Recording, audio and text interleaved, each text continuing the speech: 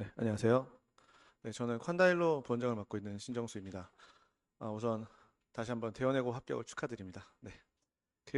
아마 좀 의아하실 수도 있어요. 저희 학원이 콴다일로, 그러니까 대원외고 수학반에 콴다일로가 있었나? 아마 이런 의문점이 좀 있으실 텐데, 네, 실제로 저희가 따로 공식적인 반이 존재하지는 않았었고, 원래 이제 종종 학생들이 소수로 좀 있었습니다. 그래서 그 친구들을 저희 이제 서킷반이라고 하는 곳에서 계속 이제 시험 대비해주고, 결과들을 받아보면서 생각보다 너무 저희 시스템하고 잘 맞더라고요. 그러니까 안 할 수가 없는 구조더랍니다.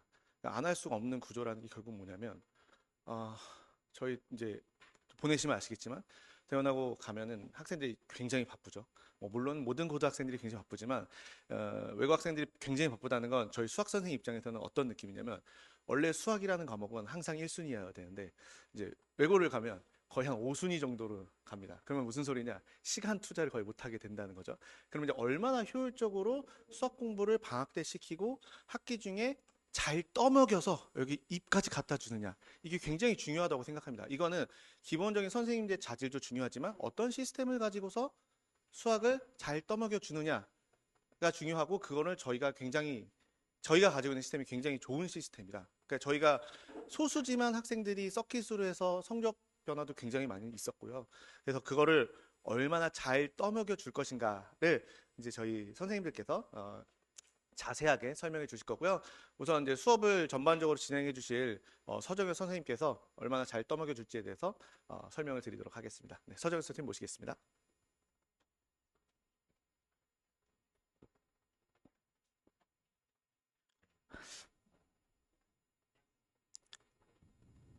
아, 예. 안녕하십니까. 이제 콴달로에서 수학을 가르치고 있는 수학 강사 서정혁입니다. 반갑습니다. 예. 뭐 제가 대원외고 관계자는 아니지만 관계자를 대신해서 진심으로 합격을 축하드리고요. 이제 합격한 건 합격한 기쁨 이제 잠깐 내려두고요. 이제 저희는 어떻게 하면 이제 대원외고에 가서 살아남을 수 있을 것인가를 이제 좀 진지하고 치열하게 고민할 때가 된 것 같아요. 그래서 이제 그런 주제들을 가지고 이제 어머님들께 설명을 드릴 거고, 그리고 그런 주제들을 하여금 우리 학원에서 어떤 걸 해줄 수 있냐에 대해서 조금 자세하게 얘기를 해보려고 합니다. 일단은 먼저요, 어머님. 그 대원외고 학생들이 수학을 잘 하는 편이에요. 잘 하는 편이에요. 그런데 이게 문제가 뭐냐면요. 문과생들 기준으로 잘하는 겁니다. 문과생들 기준으로 잘해요. 그러니까 이게 무슨 말이냐면 이게 사실 이제 중동고나 휘문고나 진선여고 같은 학교들은요. 이게 1학년 때 한 번 3등급이 나오잖아요. 그러면 계속 3등급이에요. 그 위터우를 이길 수가 없어요. 학생들이 다 너무 잘해서. 그런데 대원외고 같은 경우는요. 문과 친구들 중에서 수학을 잘하는 거거든요. 근데 이제 문과 친구들은 대체적으로 그 실력이 선이 탄탄하지 못해요. 압도적이지 못하기 때문에 대원외고에서는 조금만 잘 준비를 하면 타 학교와 다르게 성적이 향상되고요.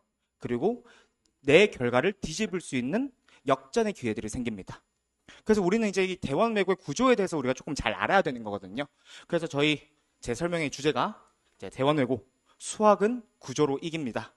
라는 제목이고요. 예, 오늘 이제 제 설명에 들으시면서요. 어머님들 머릿속엔 이 세 단어, 구조, 변형, 시스템, 이 세 단어를 조금 머릿속에서 기억해 두시면서 들으면 좋을 것 같습니다.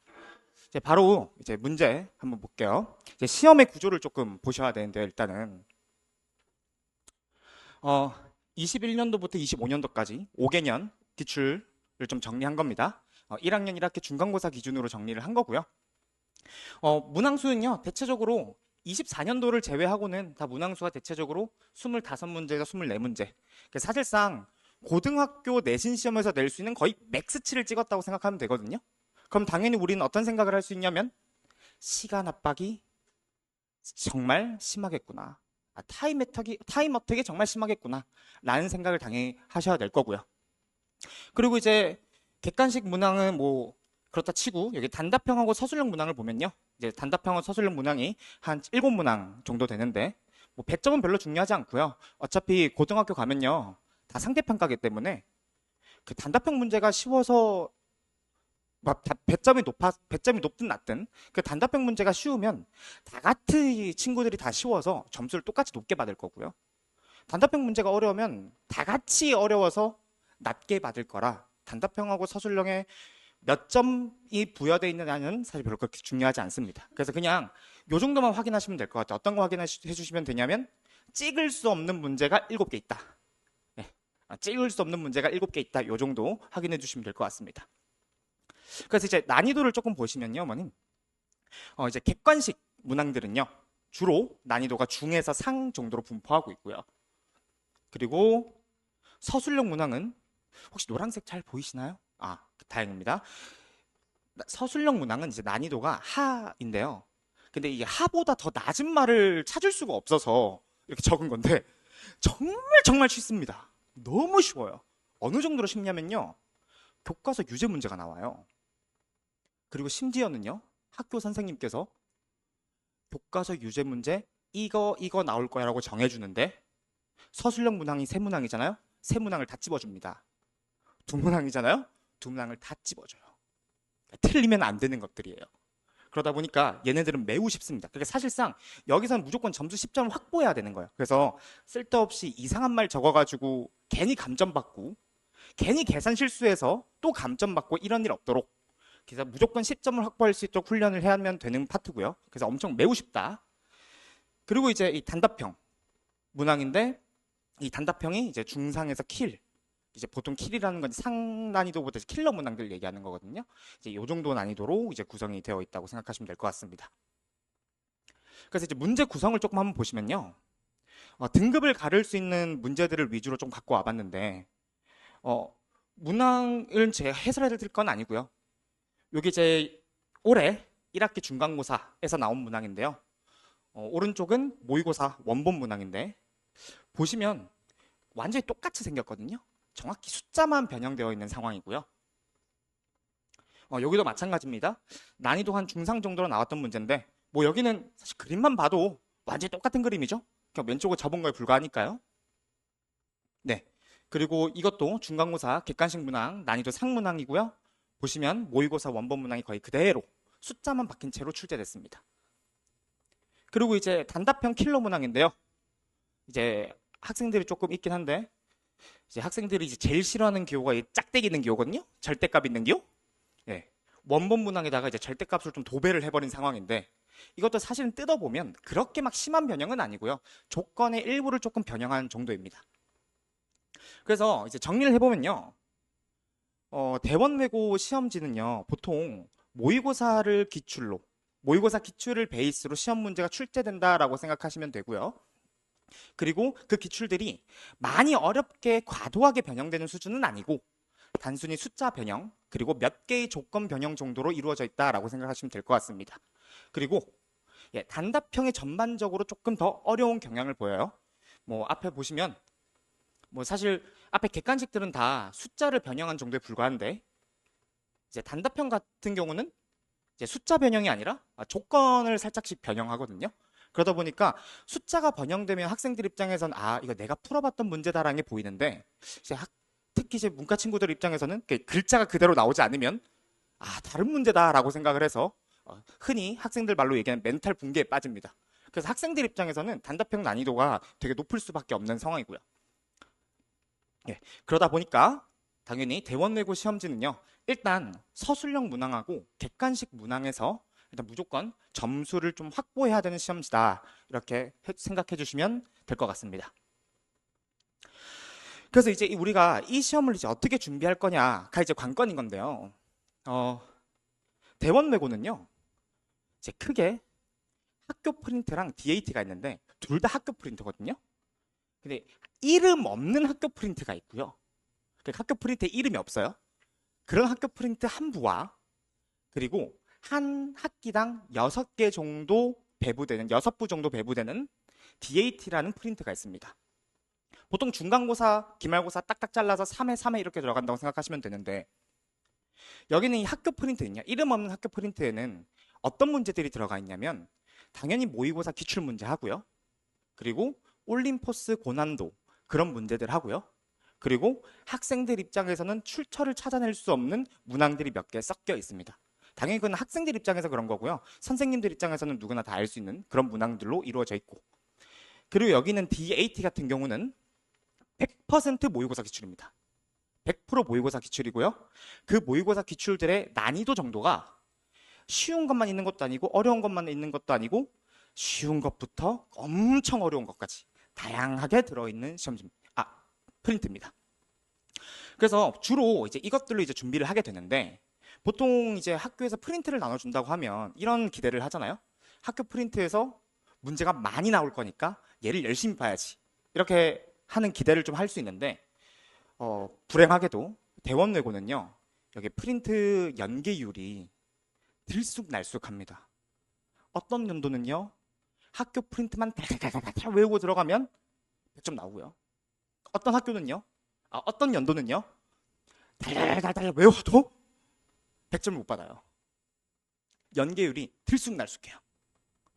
그러다 보니까 우리는 어떤 선택을 해야 되냐면 버릴 수는 없는 거니까 얘를 되게 좀 효율적으로 공부하는 방법을 조금 생각을 해봐야 되는 거거든요. 이게 약간 EBS는 이제 수능에 좀 연계된다고 해서 많이들 보잖아요. 그게 이제 그런 느낌이랑 조금 다르거든요. 이제 EBS 같은 경우는 이제 문항들이 연계가 된다고 해도 학생들이 체감을 못하는 이유가 사실은 수능에서 문제를 그대로 다 만드는 거고요. 새롭게 만드는 거고. 여기는 연계율이 적다고 하더라도 그래도 여기는 문제들 몇 개가 그대로 숫자들이 변형돼서 시험에 출제되다 보니 학생들 입장에서는 봤던 게 나왔다 싶긴 하지만 실제로 뜯어놓고 보면 그렇게 연계율이 높지는 않은 그런 건데 그런데도 이제 얘네들은 절대 버릴 수가 없는 거거든요. 왜 그러냐면 요게 학교 선생님들의 출제 소스의 지도쯤 돼요. 분명히 학교 선생님들이 프린트를 만들 때 시중에 있는 아무 프린터 끌고 와가지고 주는 거 아닐 거 아니에요.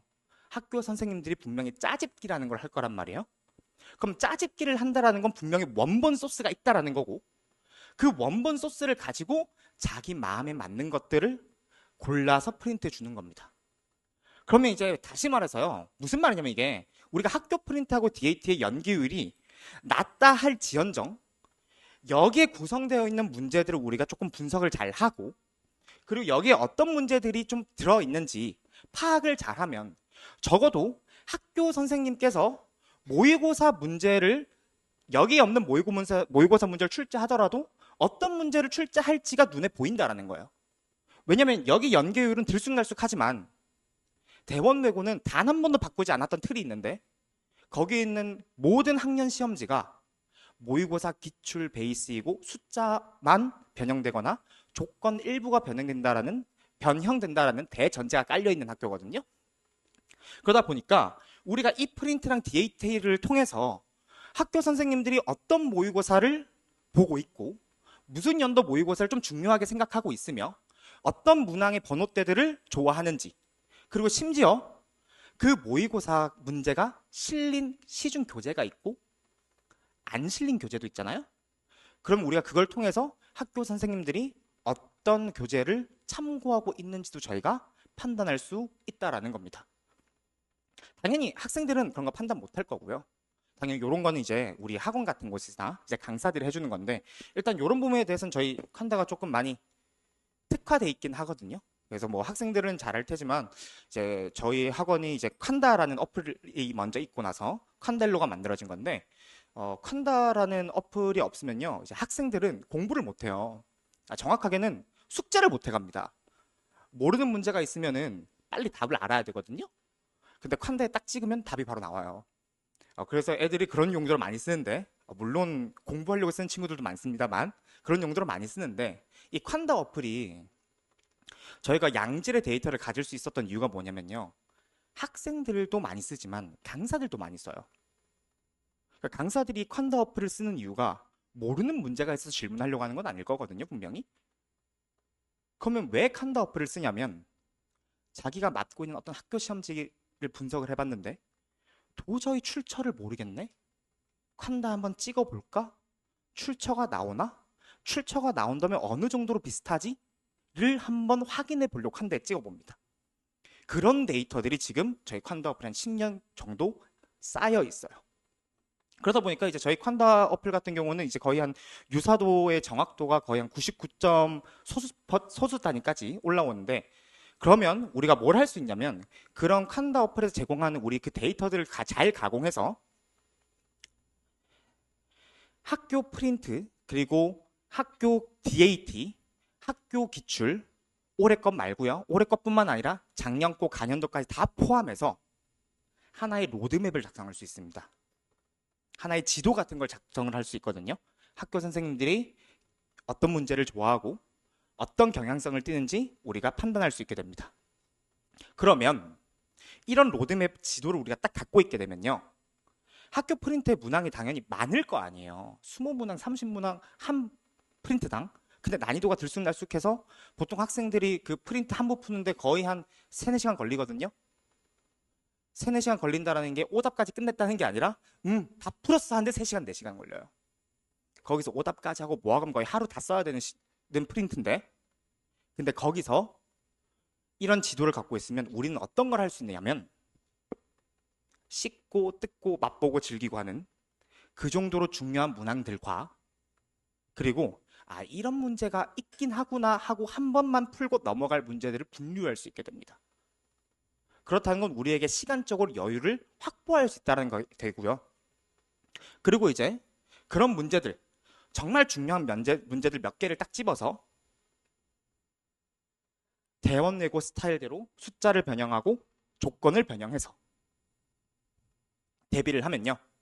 실제로 요번에 저희가 이번 2학기 때도 대원 외고를 소수로 좀 운영을 했었는데, 그 학생들에게 나눠줬던 DAT 자료 중에 이 문제 나올 거다, 한번 봐봐라 했는데 이제 그대로 숫자 변형돼서 킬러 문제로 나왔고요. 그리고 DAT 말고 그 이름 없는 학교 프린트가 하나 더 있다 했잖아요. 그 프린트에서도 이런 문제들이 숫자들이 여러 버전으로 바뀌어서 나올 수 있다. 그러니 여러 버전의 숫자들을 우리 한번 다 공부해보자 해서 한 6개 유형을 만들어 놨었거든요. 그 중에 2개가 딱 합쳐져서 그대로 출제됐습니다. 그리고 심지어는요, 어떤 것까지 맞출 수 있냐면요, 이런 것도 맞출 수 있어요. 여기 오른쪽에 있는 문제는요, 어머님들 기준 왼쪽이에요. 왼쪽에 있는 문제들은요, 학교 프린트에도 없는 문제고요, DAT에도 없는 문제입니다. 근데 저희는 이걸 맞출 수 있었거든요. 여기서 이제 좀 꿀팁인데, 요거 빈칸 문제, 빈칸 채워넣기 문제인데요. 수학 모의고사에 있는. 이게 영어에서 빈칸 채워넣기 문제는 진짜 어려워요.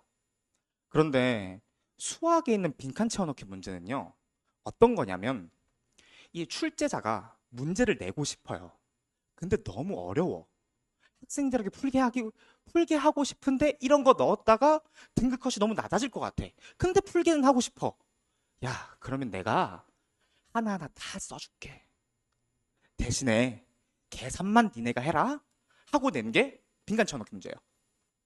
그래서 누구나 맞출 수 있는 문제입니다. 계산만 할 줄 알면요. 특히 문과 친구들 이 문제 되게 잘 맞춰요. 앞뒤 두 문장 하나도 이해 안 합니다. 앞줄 뒷줄 계산 딱딱딱 하고 끝내고 다 맞춰와요. 그런데 이런 문제가 학교 시험에 오게 되면 되게 학교쌤들이 좋아하는 문제가 되거든요. 요 문제가 왜 낸다고요? 너무 어려워요, 그냥 풀기에는. 그래서 내가 힌트 다 줄 테니까 계산만 해봐 하고 내는 거거든요. 그럼 이 빈칸을 딱 날려버리잖아요. 난이도가 수직 상승합니다. 그래서 학교쌤들은 이런 빈칸 문항들을 되게 주의 깊게 보고 있어요. 그렇다고 해서 아무런 그 빈칸 문항을 다 갖고 오는 건 아니거든요. 빈칸 문항 자체의 난이도가 원래는 높다 보니, 원본 문항은 높다 보니 숫자를 잘못 바꾸거나 말을 잘못 바꾸면 문제가 오류가 생겨요. 그래서 학교쌤들 같은 경우는 그런 리스크를 안고 굳이 막 이런 걸 지워서 가져갈 필요는 없는데, 근데 학교쌤들이 보기에 이거는 숫자를 막 바꿔도 될 것 같은데, 조건을 막 바꿔도 오류가 없는데 하면 학교쌤들에게 매우 사랑받는 문제가 돼요. 그래서 이제 저희가 이제 아까 방금 보여드렸던 이런 로드맵들을 통해서 숫자 바꾸기 딱 좋은 빈칸 문항 10개 딱 선정했거든요. 그래서 이 빈칸 다 지우고 문제를 훈련을 시켰어요. 그랬더니 준킬러의 정말 그대로 여기 빈칸 문제 딱 지우고 그림까지 지우고 그대로 출제됐습니다. 숫자만 바뀐 채로요.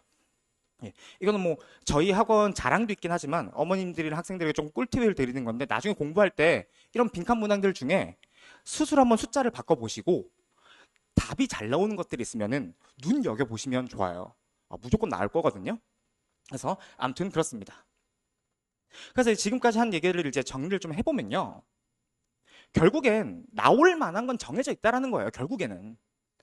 아무리 프린트들이 연계율이 좀 떨어질지라도 그거를 잘 분석하면 충분히 학교쌤들이 낼 만한 문제들을 우리는 찾아낼 수가 있고 그리고 이제 그걸 가지고 누가 얼마나 더 똑똑하고 효율적으로 공부하냐에 따라 시험 성적이 달라져요. 그러니까 다른 학교들이랑 조금 다르게 대원외고 같은 경우는 누가 더 수학을 잘하냐 못하냐로 성적이 나오는 게 아니고요. 누가 더 한정된 시간 내에 보다 반응을 빠르게 하고 보다 정확하게 푸느냐가 이 시험의 승패를 가릅니다. 그런데 이제 문제가 하나 있어요. 어떤 문제가 있냐면요. 제가 지금 이렇게까지 얘기를 했으면 이제 결국에는 대부분의 문제들이 모의고사 문제에서 다 나오는 거니까 정말 쉽고 단순하고 명쾌하게 10년치 기출문제를 다 풀면 되잖아요. 그러면. 사실 여기는 외대부고 같은 경우는 이제 대부분 의대 가려고 하는 거니까 그 수학적으로 수학을 좀 좋아하는 친구들일 거 아니에요?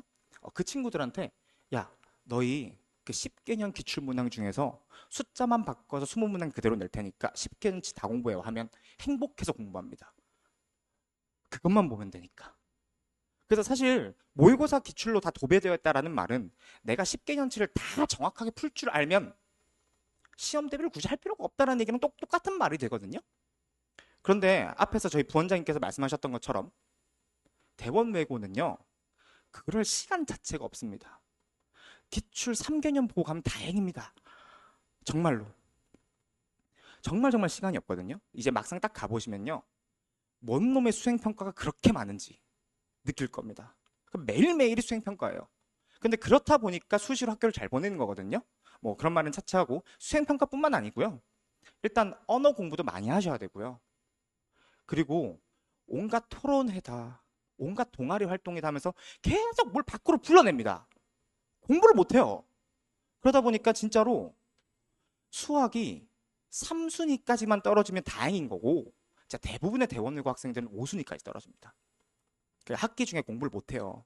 수학 공부를 안 하고 겨울방학 때 한 거 가지고 그리고 그걸 토대로 정규에 딱 들어와서 1학기 딱 돼서 안 까먹게 정도만 학원 와서 복습하고 시험장에 들어간 거랑 비슷하다고 생각하면 됩니다. 정말 시간적인 여유가 없거든요. 그러면 결국에는요. 우리가 대원외고에서 시험을 잘 보려면 그 없는 시간을 가지고도 최대한의 효율을 뽑아내야 되는 거거든요. 최대한의 효율을. 근데 이제 수학 같은 경우는 이게 효율성 있는 공부를 하면 망해요. 원래는 그런 과목이에요. 그러니까 실제로 수학을 잘하면 잘할수록 효율이 급속도로 떨어지거든요. 수학은. 왜냐면 수학을 되게 잘하는 친구가 한 시중에 있는 아무 문제 한 300문제 정도를 풀었어요. 그럼 그 중에 30개 정도 틀렸다고 칩시다.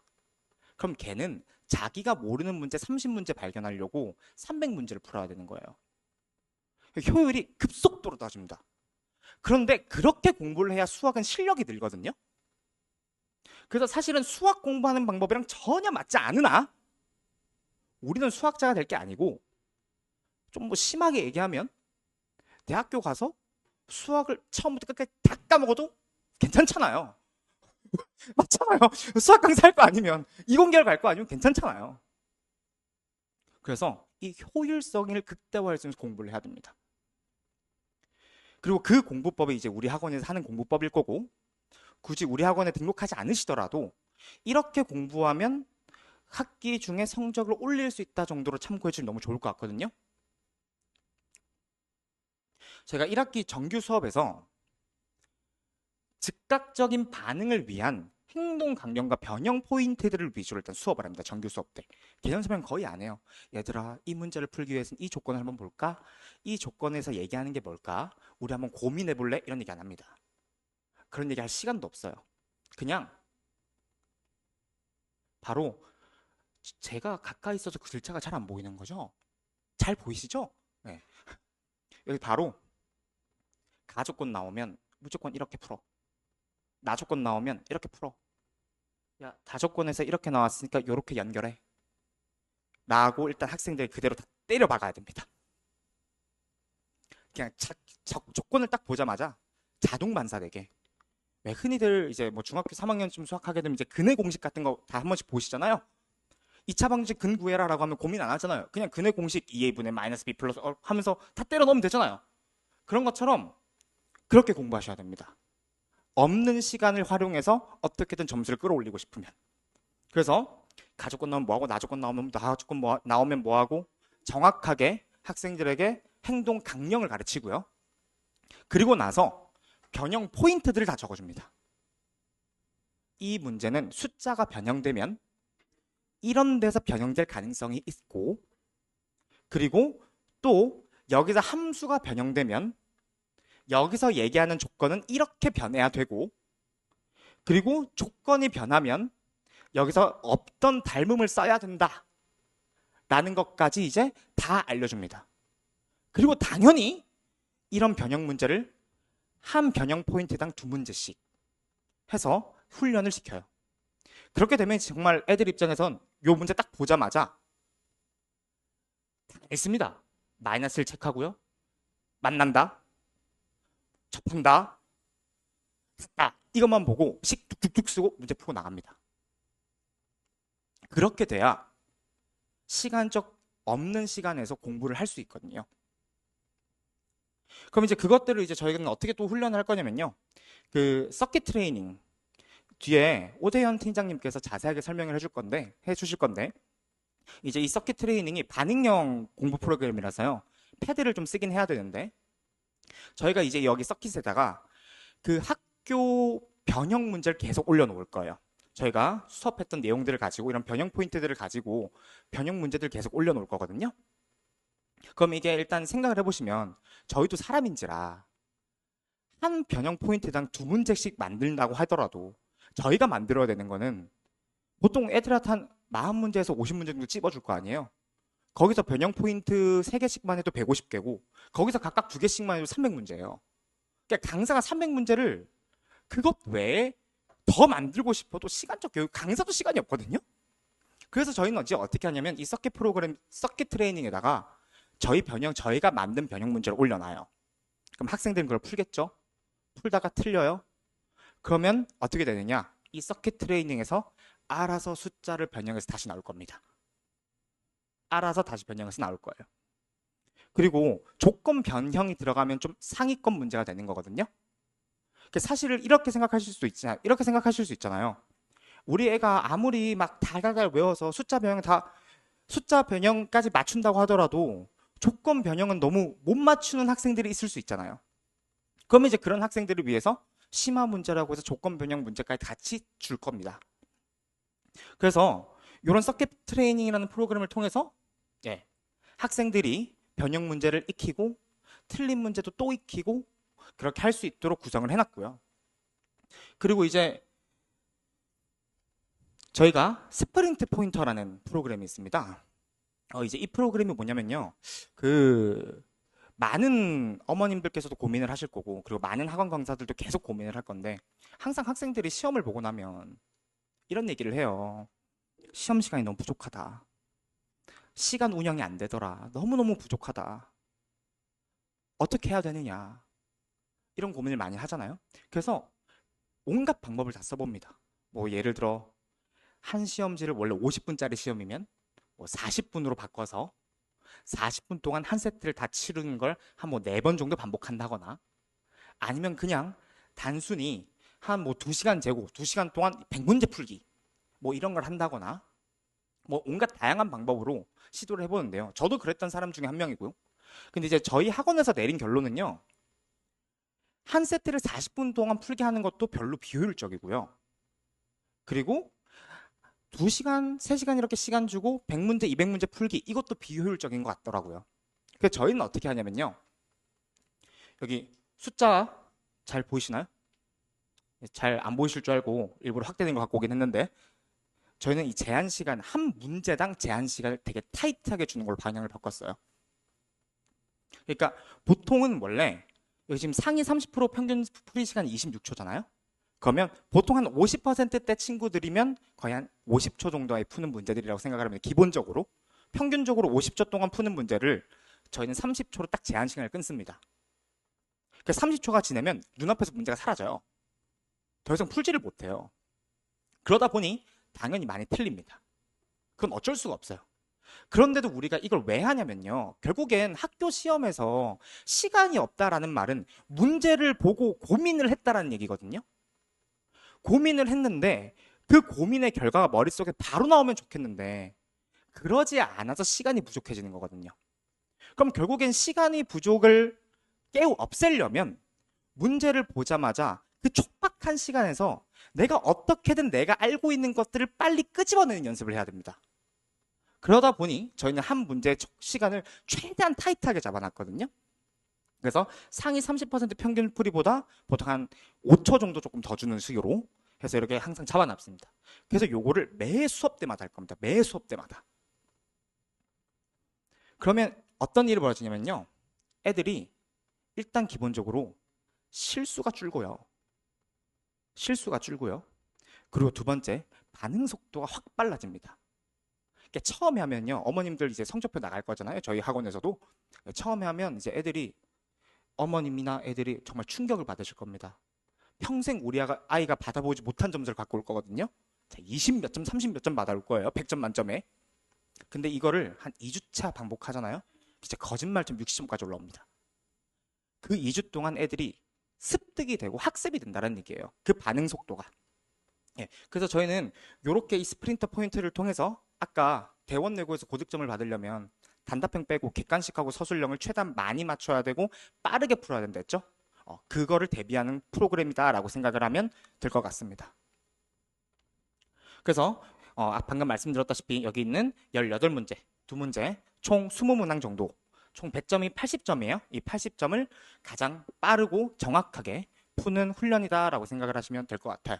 예, 그래서 우리 학원에서 프로그램 이렇게 제공을 하는 거고, 그럼 우리 학원에서 이렇게 프로그램을 제공한다는 거는 대원 내고 학생들 입장에선 이렇게 공부하면 성적이 오른다는 얘기잖아요.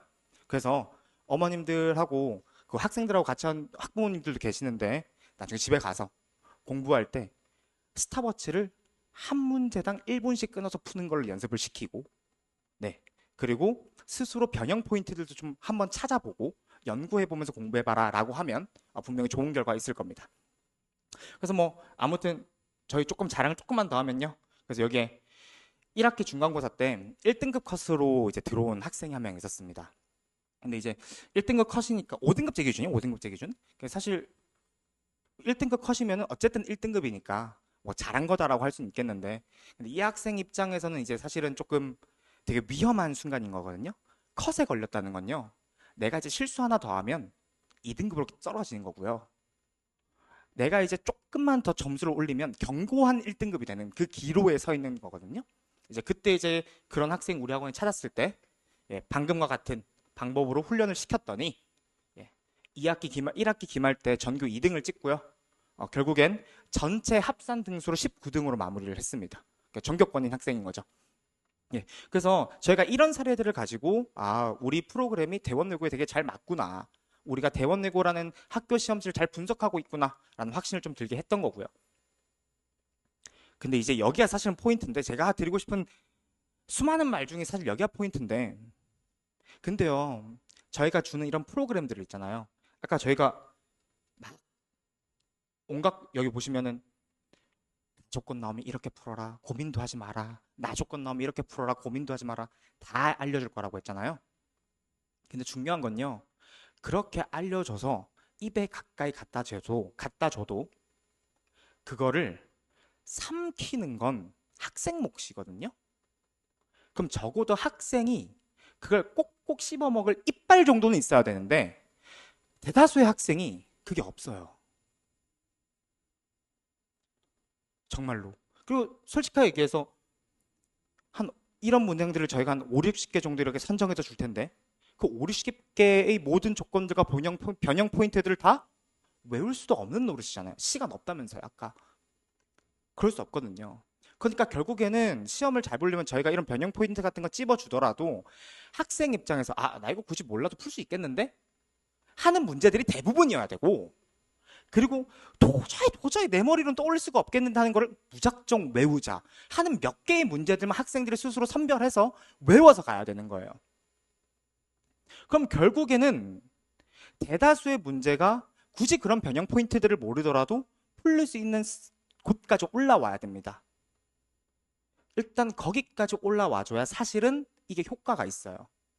그래서 아까 보시다시피 등급을 오른 친구도 못하는 친구가 아니에요. 네. 아주 날카로운 이빨 정도는 갖고 있었던 친구입니다. 그러니까 결국엔 이번 겨울방학 때 거기까지 올려놔야 된다는 거거든요. 그래서 대원외고를 입학한 친구들은 제가 항상 하는 얘기인데 겨울방학 때 정말 수학 많이 공부하셔야 됩니다. 진짜 많이 공부하셔야 돼요. 정말 많이 공부하셔야 됩니다. 대부분 다 선행을 어느 정도 했을 텐데 선행을 많이 했음에도 불구하고 되게 자기가 잘한다고 느끼는 친구들은 사실은 이런 얘기 들었을 때 별로 안 불안해요.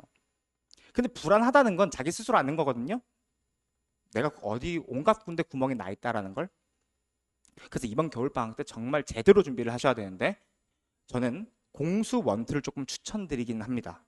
이제 다른 곳들은 뭐 수투까지 봐야 된다, 뭐 미적 뭐 바뀐 교육 과정으로 뭐 미적 원까지는 봐야 된다 이렇게 얘기를 하는데 제 개인적인 생각은요. 미적 원하고 대수 겨울방학 때 해놓으면 학기 중에 공수원도 다 까먹습니다. 다 까먹어서 다시 공부해야 돼요. 앞부분. 왜냐하면 공수 원에 있는 앞에 1, 2단원 있죠. 그거 중간고사 끝나고 나면 다시는 안 봅니다. 그 단원. 진짜 다시는 안 봐요. 공수원 1단원이 나머지 정리 파트고 2단원이 복소수 파트인데 그 파트 딱 지나가면 나머지 정리 볼 일도 없고요. 복소수 볼 일도 없어요. 근데 이 겨울방학 때 수투 미적분 하고 있으면 그 공수원 거 다 까먹어서 중간고사 때 없는 시간 내서 다시 공부를 해야 됩니다. 그러지 말자는 거예요. 그래서 겨울방학 때 공수 원투를 조금 심도 있게 다시 공부를 좀 했으면 좋겠거든요. 어디까지? 적어도 강사가 좋은 자료를 줬을 때 입까지 줬을 때 그거를 씹을 수 있는 정도의 이빨까지만은 길러야 됩니다. 그러려면 이제 어떻게 해야 되냐면요. 발상의 규칙을 익혀야 돼요. 이게 그건 거예요. 가족권 나오면 무조건 이렇게 생각해. 거기 가운데 왜 이렇게 생각해야 되지? 하는 그 규칙들 있죠. 그 규칙들을 겨울방학 때 학습해야 합니다. 그래서 뭐 저희 교재 보면은 코멘트들이 다 달려 있거든요. 이 코멘트들이 어떤 코멘트들이냐면 이 문제들을 바라보고 우리가 어떻게 해결해야 되는지, 왜 그렇게 해결해야 되는지라는 코멘트가 적혀 있어요, 여기에. 그래서 학생들로 하여금 이런 코멘트들을 통해서 발상의 규칙을 좀 뭐라고 해야 되죠? 좀 심어 드릴 거고요. 발상의 규칙들을. 그래서 학생들도 스스로 공부할 때 겨울방학 동안은 문과식 수업에서 딱 탈피하고 왜라는 질문을 계속 꾸준히 하셔야 됩니다. 이번 겨울방학 동안은. 그렇게 하고 나서 아까 서술형 되게 쉽다 했잖아요. 진짜 쉽다 했잖아요. 그래서 쓸데없는 걸 감점 받으면 안 된다 했잖아요. 서술형 답안 작성 연습해야 됩니다. 학생들 보고 지금 적으라고 하면은 한 5줄이면은 서술형 답안이 끝날 거를 10줄 적고 있어요. 특히 문과 학생들은 11줄, 12줄까지 늘어납니다. 뭘 그렇게 설명을 자세하게 하는지 모르겠어요. 그러면 그거 쓰다 시간 다 날아가요. 학교 시험에서. 그래서 겨울방학 때 연습도 좀 하셔야 됩니다. 교과서 유제 정도 수준이면 되고요. 그리고 교과서 유제 보면 답지에 다 적혀 있습니다. 1단계 뭐 하자, 2단계 뭐 하자, 3단계 뭐 하자, 4단계 뭐 하자. 그거대로 서술할 수 있는 연습을 좀 겨울방학 때 해주셔야 되고요. 요거는 이번 겨울방학 때만 해주시면 더 이상 안 해주셔도 됩니다. 한번 딱 손에 배고 나면 다음부터는 어떻게 서술하는지 알아서 더 이상 할 필요 없고요. 근데 이번 겨울방학 때 꼭 하셔야 되는 것 중에 하나고요. 그리고 당연히 문제풀이도 많이 해야 됩니다. 정말 많이 해야 돼요. 저희가 이번 겨울방학 때 쓰는 서킷은 또 다른 서킷이거든요. 변형 문제들 위주가 아니라 진짜로 오답에 유사문제 그리고 거기에 정복해서 심화 문제 나올 때까지 계속 나옵니다. 그래서 확실하게 훈련을 시킬 수 있도록. 그래서 학생들도 스스로 공부할 때 그렇게 공부할 수 있어야 될 겁니다. 예. 그러면 당연히 오답 정리도 좀 깔끔하게 많이 해야 될 거고요.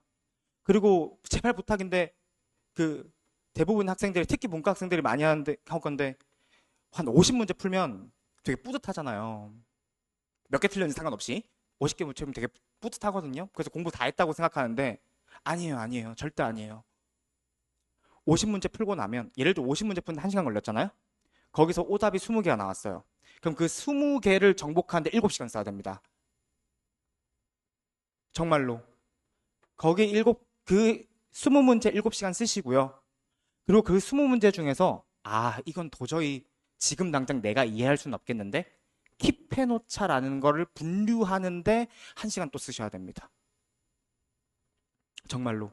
일단 그렇게 공부하셔야 되거든요. 그래서 저희는 보시면 여기 보면 오답 정말 뭐 1차 어쩌고저쩌고 막 정말 많이 적혀 있죠. 될 때까지 계속 시킵니다.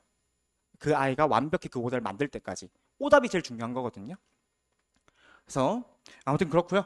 그래서 일단은 저희 겨울방학 때 그런 이제 본질적인 실력을 좀 올리기 위한 특강을 좀 열었는데 개강은 1월 5일이고요.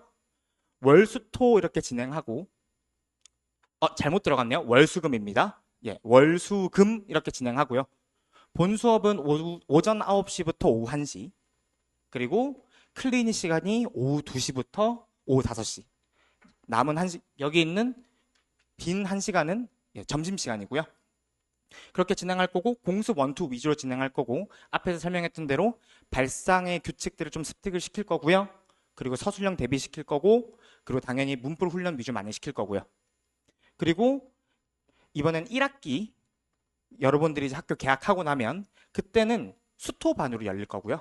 개강될 거고 본 수업은 오후 6시부터 오후 8시 클리닉은 8시부터 10시 이렇게 시작할 거고 그럼 이제 이 수업이 본격적으로 이거 나오면 이렇게 풀어 이거 나오면 이렇게 풀어 모든 걸 다 떠먹여주는 수업이 될 겁니다. 숙제 안 줄 거예요. 숙제할 시간이 어디 있습니까? 다른 거 공부해야죠. 저희 여기 딱 와서 학생들에게 극한의 효율을 좀 뽑아줄 겁니다. 그래서 저는 이제 좋은 학원이라는 거는 그렇게 생각을 하거든요. 학생들을 보고 내가 가르치고 있는 과목을 많이 공부하게 하는 게 아니라 내가 가르치는 과목 때문에 다른 과목을 공부할 수 있는 시간을 만들어주는 곳이 좋은 학원이라고 생각을 해요. 네, 그래서 정말 극한의 효율을 가지고 공부를 시킬 거다 이렇게 생각해 주시면 되겠습니다. 뭐 여러 가지 준비했는데 시간 관계상 여기까지 조금 더 설명하고 마무리하겠습니다. 감사합니다.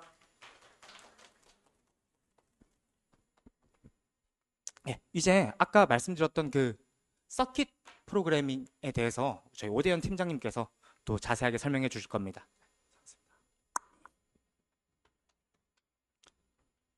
네, 안녕하세요. 저는 지금 콴다일로 고등부에서 팀장을 맡고 있는 오대현이라고 합니다. 반갑습니다.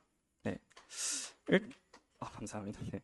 일단은 좀 늦게 오시느라고 축하의 말씀을 못 들으신 분이 있을 것 같아서 제가 마지막으로 한 번만 다시 한번 합격을 축하드립니다. 이번에 그 정혁쌤이 앞에서 끌어주시면서 그런 얘기를 하셨거든요. 그러니까 잘하는 문과생이다라는 표현을 쓰셨잖아요. 근데 이게 지금 합격한 아이들한테는 조금 마냥 좋은 말로 들려서는 안 될 거예요. 나는 지금 무언가 합격을 했다는 걸 이뤄냈기 때문에 잠깐 어깨가 올라가 있을 거거든요. 근데 생각해보면 합격한 이들이 모이는 곳이기 때문에 그들도 다 똑같은 환경일 거예요. 그럼 그 상황 속에서 내가 결국엔 수학에 대한 결과를 낸다는 건 상대적인 것이기 때문에 그 안에서도 결국엔 내가 어떠한 노력을 해야 된다는 부분은 변함없을 거라는 걸 아이들도 어머님들도 좀 인지를 하셨으면 좋겠습니다. 일단은 제 설명회를 주제를 일단 콴달로의 가성비라고 지어봤는데요. 실제로 저희 그 서킷반 학생이 그런 말을 하더라고요. 콴다는 정말 가성비가 좋은 학원 같아요라고. 근데 사실 학원 입장에서 가성비가 좋다라는 말이 그렇게 기분 좋은 말일까에 대한 고민을 좀 해봤거든요. 우리가 수강료가 싸다는 걸까? 아니면 같은 수강료를 내고서도 무언가가 더한 시간을 추가하는 걸까? 했을 때 이번에 대원 내고 설명을 하면서 딱 이거와 들어맞는 부분이 있었다고 생각을 해요. 주어진 시간 내에 주어진 효과, 즉 한정된 자원을 가지고 내가 낼 수 있는 최대한 효과를 어떻게 시스템 속에서 녹여낼 수 있다면 이게 우리 학원이 추구하는 가성비가 아닐까라는 생각을 했던 것 같아요. 네. 그래서 잠시만요.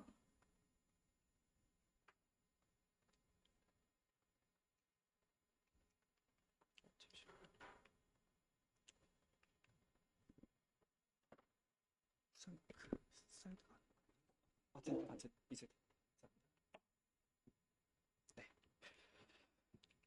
우선 2025년이 고1 아이들 입장에서는 조금 혼란해했어요. 교육 과정이 바뀌기도 했고 학교들마다 이 바뀐 교육 과정에 대해서 대처가 다르다 보니까 사실 학원에서 준비하는 입장에서도 작년 기출을 풀어봐도 교육 과정이 달라. 시험 범위가 달라. 그렇다고 해서 뭐 모의고사 문제가 뭔가 원본이 많은 것도 아닌 상황이었고요. 그 상황에서 수능을 봤을 때도 트렌드가 뭔가 변하는 느낌이었어요. 그래서 이러한 상황 속에서 저희가 어떻게 대처를 했을까에 대한 고민을 해봤는데 실제로 이 근방학교들에서는 실패를 한 학교들이 몇 개가 있었어요. 그러니까 교육과정 바뀌었으니까 이전 기출을 내긴 좀 부담이 되는데 최대한 올해 거를 변형을 시켜보자 했다가 이제 오류가 난 거죠. 그러니까 섣부른 변형이 이제 고민의 끝에 내린 결론이 아니라 급작스러운 변경을 하다 보니까 그런 사례가 발생했고요. 대원외고는 다행인지 모르겠지만 변형의 정도가 심하지 않았기 때문에 그런 오류는 나오지 않았어요. 네, 그 말은 지금 대원외고도 확실히 트렌드를 따라감에 따라서 그런 것들을 반영함과 동시에 아직까지는 좀 보수적인 움직임을 가지고 있을 수도 있겠구나. 그래서 저희가 지금까지 했던 성공의 경험을 확실히 이번에도 좀 적용시킬 수 있지 않을까라는 생각을 하게 되었습니다. 그리고 결국에 수학은 아이들이 그 생각하셔야 될 거예요. 중3 때 100점 안 맞으면 혼내거든요. 근데 그거는 여러분들이 이제 절대평가 아니면 그만큼 내가 중학교 수학을 자신감이 있다는 생각하게 하게 돼서 100점을 목표로 달리게 될 텐데 생각해보면은 이제 고1부터는 상대평가거든요. 그러니까 내가 90점, 80점, 70점을 맞아도 내 위에 없으면 되는 거예요. 그렇다는 건 지금 현 상황에 맞는 상대적인 공부를 하는 게 확실히 좀 필요하다는 생각이 들었어요. 그래서 실제로 아이들의 시험 실패 사례인데요.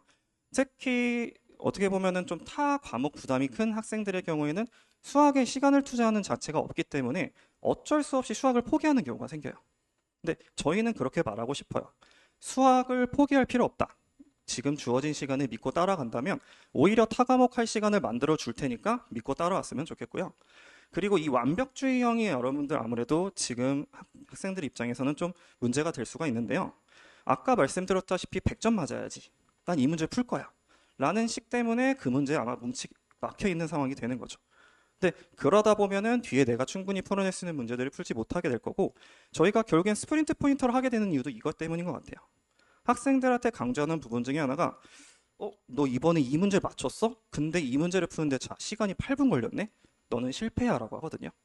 근데 이 실패라는 게 너 뭐 한 거야가 아니라 이 문제를 풀기 위해서 다른 문제를 놓쳤다면 전략적으로 실패했다는 의미예요. 그러니까 내가 이 문제를 풀었다는 성취감보다는 일단은 지금 쌓아야 되는 점수가 있다는 생각이 있기 때문에 그런 식의 공부가 좀 필요하다는 생각이 들고요. 그리고 스파리형이라고 해서 긴장감을 가지고 입학하는 학생들이 분명히 있을 거예요. 그러니까 저 같은 경우도 주변에 그러니까 특목을 이제 합격한 학생들이나 뭐 주변 지인들을 보면은 그 생각을 해요. 겁을 먹고 들어가요. 쟤네들은 나보다 더 많이 했을까? 결국에는 그 부담감이 내가 평소에 내던 실력보다는 긴장감으로 인해서 좀 평소의 실력을 못 내는 경우가 있거든요. 그래서 그런 것들에 대해서는 오히려 그것도 필요할 거예요. 오히려 내 주변 애들과 함께 하면서, 그러니까 나와 같은 환경에 있는 학생들과 함께 하면서 내가 어느 정도인지를 객관적으로 좀 인지하는 것도 아마 필요한 거죠. 그러니까 미지의 뭔가 두려움을 좀 이겨내는 방법이 필요할 거예요. 그래서 이러한 사례들을 저희가 충분히 극복시켜 줄 수 있다라고 말씀을 드리는 거고요.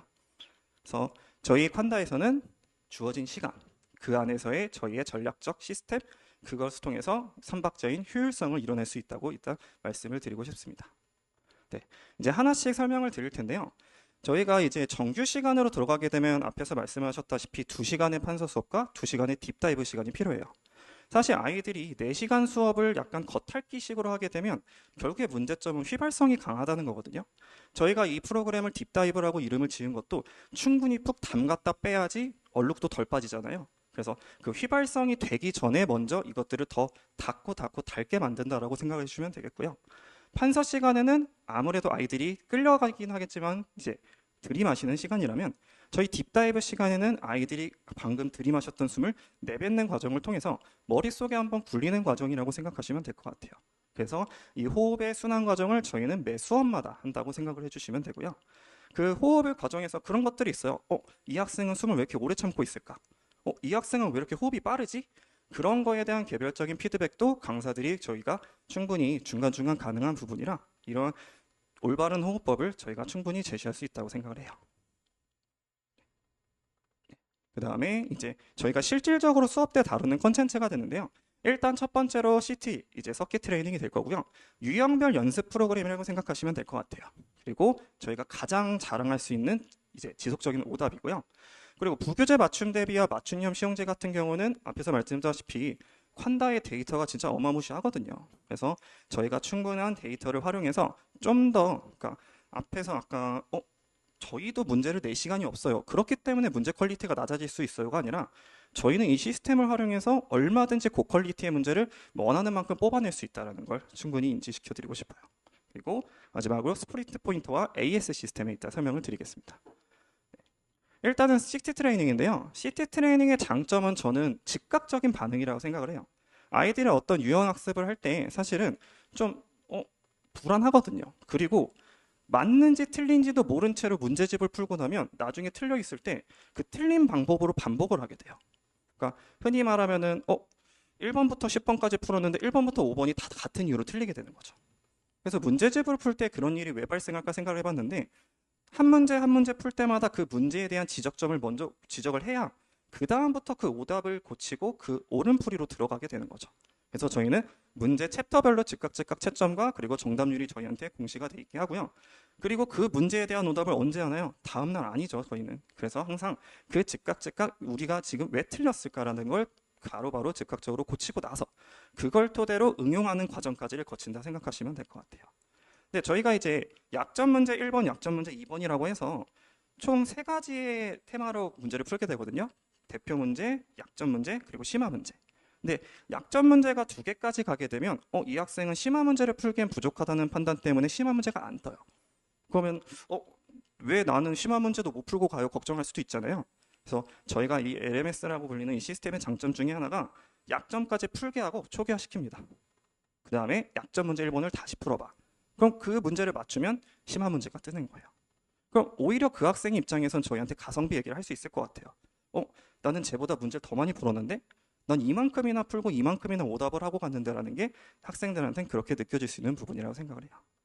그리고 이제 지속적인 오답인데요. 저희가 오답 노트를 쉽게 내드릴 수 있는 이유는 모든 이 문제풀이의 기록이 전산에 남기 때문이에요. 그래서 아이들이 푼 문제, 그날 푼 것도 오답 낼 수 있고요. 한 달 전 것도 낼 수 있고요. 그 학기 내내 푼 것도 한꺼번에 오답을 낼 수 있고요. 그리고 그 오답 노트 다시 채점해서 제1차, 2차, 3차 오답까지 무한으로 생성이 가능합니다. 그리고 진짜 끝날 때까지 계속 내요. 그래서 풀었던 문제 이렇게 많이 풀어도 되나요 싶은데 근데 그만큼 그 과정을 거쳐야지 아이한테 충분히 녹아드는 시간이 필요하다고 생각돼서 방학 동안에는 적어도 이것들을 진짜 타협 없이 진행을 할 예정이고요. 네. 이거는 실제 저희 프로그램 내에서 생성할 수 있는 오답 노트 기능이에요. 사실 오답 노트가 가장 귀찮은 것 중에 하나가 따로 정리해야 되나 싶은 것도 있을 거라 생각하거든요. 근데 저희가 이제 학생들이 나온 오답들 전부 다 전산상으로 저장할 수 있고요. 그리고 본인이 틀리지 않은 문제도 오답 노트에 저장할 수 있어요. 아니면 외부에서 받은 이미지나 그런 PDF 파일도 오답 노트에 저장을 할 수가 있고요. 그러니까 아이들한테는 그러니까 태블릿 하나 자체가 자신만의 비밀 노트가 되는 거죠. 그래서 이런 것들을 저희도 확인할 수도 있고요. 그래서 이런 것들에 대한 피드백이 정말 용이하다고 말할 수 있을 거예요.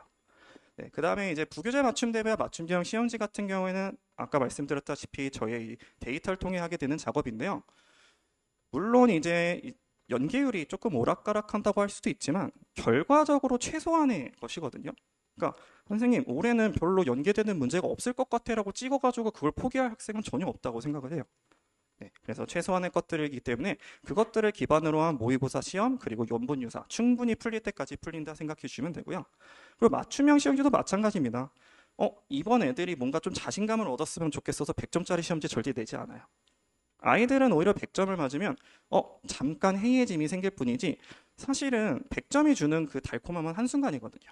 그래서 오히려 60에서 80 아니면 조금 더 낮은 점수에 형성되더라도 본인의 오답을 어떻게 하면 해결할 수 있을까가 좀 더 아이들에게 필요한 공부 과정이라고 생각을 합니다. 그다음에 마지막으로 저희가 이렇게 한 주 동안의 하나의 프로그램을 이제 체험했을 때 주말이 조금 비어 있는 부분이 있을 수 있을 거예요. 그러니까 내가 뭔가 학원의 시스템 속에서 뭔가를 하긴 했지만 조금 가려운 부분이 분명히 있을 수도 있을 것 같거든요. 실제로 저희 서킷반에서 상위권 학생들이 성공했던 이유 중에 하나가 아이들은 그 수업 시간 내에는 절대 지적을 받지 않아요. 잘하니까. 이미 얘 잘하고 있고 시험도 잘 봤고요. 레포트 결과에서도 이 학생은 상위권 학생입니다. 걱정 없습니다라고 하는데 학생의 입장에서는 사실은 본인이 가려운 부분을 표출하지 못할 때가 있거든요. 그런 것들은 오히려 선생님과 좀 개별적인 시간이 있을 때 선생님 사실은요 저거 좀 참고 기다린 건데 이런 것들이 좀 필요할 것 같아요 하는 부분을 저희가 주말 시간을 통해서 AS 시스템이라는 이런 프로그램을 통해서 확실하게 해결을 간다고 생각해 주시면 좋을 것 같아요. 네. 그리고 마지막으로 저희 못 끝내 사실 대원외고 학생들 같은 경우에는 자습관 운영을 하는 경우가 많지는 않을 것 같긴 하지만 나는 분명히 딱 30분, 1시간만 더 하고 가면 좋을 것 같은데 학원에서 나가래, 10시에 불법이래라고 하는 학생들 있잖아요. 근데 그런 학생들 자습관 가서 혼자서 자습하는 거 얼마든지 저희가 도움 줄 수 있으니까 이런 것들도 참고해 주시면 좋을 것 같습니다. 저희가 항상 아이들한테 그런 말을 할 때가 있어요. 수고했다. 근데 사실은 수고했다는 어떻게 보면 아이들한테는 감동이자 위로의 말이 될 수도 있지만 그걸 지켜보는 입장에서는 사실은 더 잘 됐으면 하는 마음은 변치 않을 거잖아요. 그래서 아이들이 위로가 아니라 확실히 나 진짜 이번에 수고했다라는 걸 좀 자신감 아니면 좀 좋은 말로 느낄 수 있도록 졌지만 잘 싸웠다가 아닌 좋은 결과를 얻기 위한 노력을 저희가 충분히 할 거다라는 걸 일단 말씀을 드리고 싶습니다. 네. 그리고 사실 조금 비유적인 표현이 될 수도 있는데 저는 이순신 장군님이 저희의 전쟁을 승리로 이끌 때 전략도 중요하지만 그 밑에서 결국엔 그 배를 몰고 있던 인부들이 상당히 중요하다고 생각을 하거든요. 그러니까 정혁쌤이 이것들을 모든 것을 진두지휘하고 끌고 나가는 상황에서 사실 학생들은 병사라고 생각하시면 될 것 같아요. 믿고 따르게 될 거예요.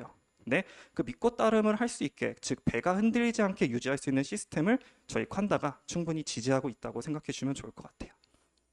그래서 콴다를 가성비 이런 명확한 벽포와 효율적인 구조를 강사 모두가 이해를 하고 있고 그것들을 최대한 10분 발휘해서 최대한 여러분들을 위한 양질의 서비스를 제공할 것을 충분히 약속드리는 바예요. 감사합니다.